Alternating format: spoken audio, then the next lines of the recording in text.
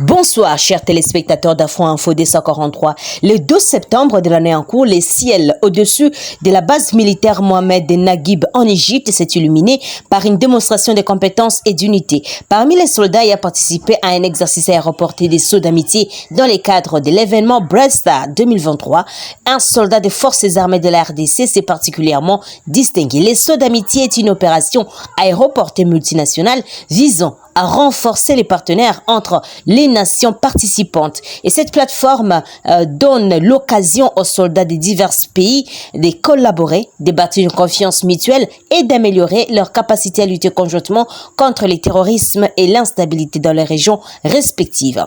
Les soldats des FARDC a brillé par ses compétences aéroportées, mettant en valeur non seulement les savoir-faire militaires de son pays, mais aussi son engagement envers la paix et la stabilité globale.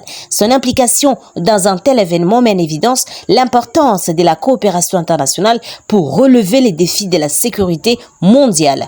Outre les soldats des Bharat en Inde, du Brésil, et de la Turquie et du Cameroun ont également pris part à cet exercice.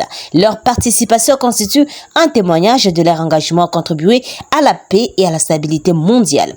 Bresta 2023 est un exercice militaire à spectre complet et qui teste la capacité des forces américaines et leurs partenaires à travailler conjointement sur terre, dans les airs et en mer.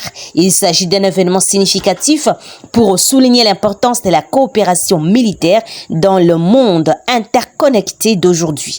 En conclusion, les sauts d'amitié lors de Bresta 2023 a été bien plus qu'un simple exercice aéroporté. C'est un symbole d'unité, de coopération et d'engagement commun à la paix et à la stabilité mondiale.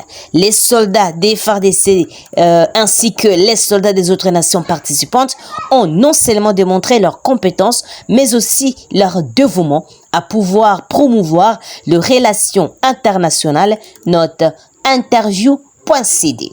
Le membre de force de défense nationale sud-africaine avait essuyé les tirs alors qu'il pilotait un hélicoptère Oryx en RD Congo pour le compte de la mission des Nations Unies pour la stabilisation en RDC, MONUSCO. L'attaque avait fait un mort et un autre membre de l'équipage avait été légèrement blessé.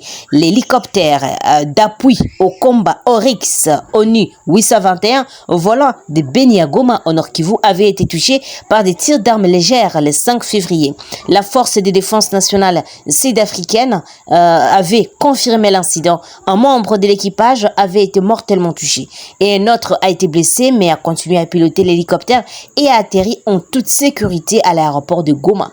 Le capitaine Matthew Allan, pilote d'Oryx de la SA Air Force SAF, se rappelle du jour tragique du février 2023 où le sergent Vusumuzi Mabena a été tué en RDC. Dans une interview avec le rédacteur en chef d'Ad Astra, le capitaine Tebogo Auguste, il a rappelé les événements de la sortie du 5 février 2023 qui ont entraîné la mort de son collègue mécanicien navigant. J'évite de m'attarder sur ce dossier et je ne veux pas me laisser entraîner dans le passé et m'attarder sur les traumatismes que cette journée a apporté, a-t-il déclaré. Mais vous aussi ne méritez pas de mourir comme ça. Tout le monde dans l'hélicoptère a été traumatisé par cette attaque. C'était la première fois que nous perdions un membre d'équipage de cette façon en service actif depuis le début de cette mission particulière de la force de défense nationale sud-africaine SANDF. Et la balle qui avait tué Mabena a été également touchée. Le major Omolemo Matlapeng à l'épaule, mais il s'était remis de ses blessures. En plus de ces 3 membres d'équipage à bord d'Oryx ce jour fatidique, les soldats Koena et Semamola étaient également à bord. Alan a déclaré qu'il servait des protections supplémentaires à l'équipage navigant en cas d'atterrissage d'urgence. Il avait joué un rôle clé en donnant le premier soin à Voussi après les coups de feu qui lui avaient coûté la vie juste devant nous, a-t-il déclaré à Ad Astra. Bien qu'il ne soit pas clair qui a tiré la balle qui a touché l'Oryx 821, on soupçonne que les rebelles du 123 en sont responsables puisque l'incident s'est produit dans une zone contrôlée par les M23. L'Oryx volait sans escorte le long d'une crête, permettant à la balle de pénétrer à un angle horizontal. Notons que dans le passé, l'hélicoptère SAF Oryx et aussi Roy-Valk en RDC ont été touchés par les tirs d'armes légères depuis les sols. Note Congo virtuel. Autre chose, lors de l'audience de ce vendredi 16 septembre, dans les procès Wazalendo, la Cour militaire du Nord Kivu a autorisé l'inhumation des corps de victimes de répression sanglante du 30 août 2023 à Goma, conservés depuis les 17 jours environ dans les centres mortuaires de certains hôpitaux de la ville, notamment à l'hôpital militaire régional 6 Camp Katindo, l'hôpital Hill Africa et dans les centres hospitaliers Bethesda, CBK Ndosho. Ces décisions tombent pour répondre à une requête introduite par le ministère public et qui soulevait une perturbation de l'ordre public sanitaire et pour des raisons d'hygiène en vue de permettre aux familles de réclamer déjà d'éclore le corps de leurs défunts et de les enterrer dignement. La requête était jugée par la Cour recevable et fondée.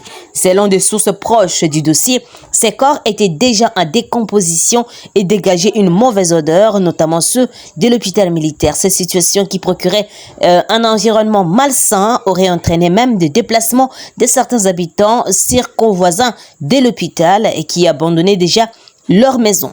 Rappel de fait, les 30 août à Goma, lors d'une répression, une manifestation contre la MONUSCO organisée par une secte religieuse, la foi messianique, s'identifiait comme les Wazalendo, les patriotes en français. 57 civils, selon les sources officielles, ont perdu la vie, tués par des militaires qui avaient ordre de disperser les manifestants.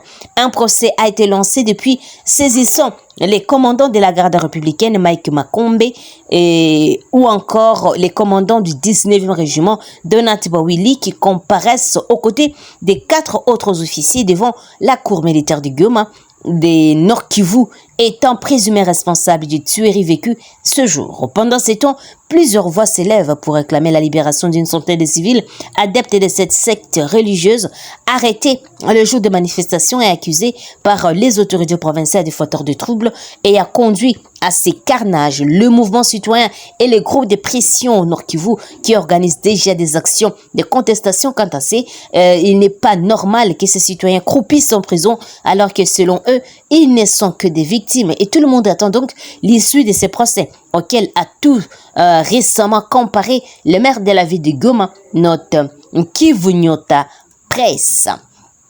Autre chose pour terminer, les services de renseignement militaire de la 34e région militaire représentés à l'audience le samedi 16 septembre à la cour militaire des armes et autres effets saisis dans les temples et à la radio de Wazalendo lors des événements du 38 dernier à Goma. 10 armes des marques AK-47 et 7 chargeurs garnis, 8 cartouches des PKM, 4 douilles et un mixeur radio ont été présentés par les directeurs des services de renseignement de la 34e région militaire à la cour militaire.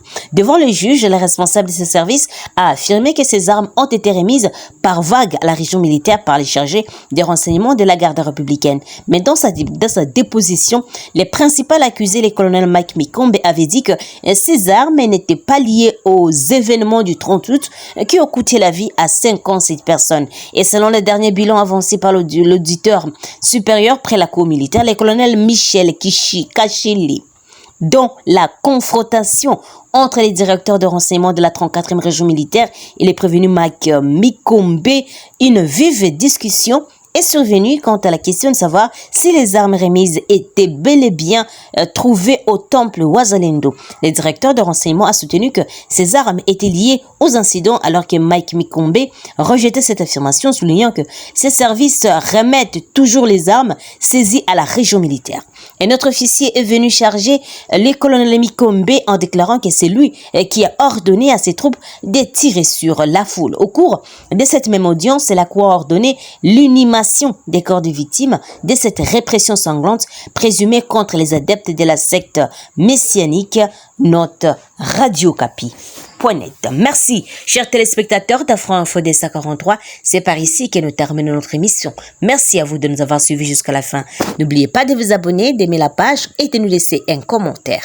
Je suis Santi Chisenga, présentement de la province de la Chopo pour Afro Info Dessa 43. Au revoir.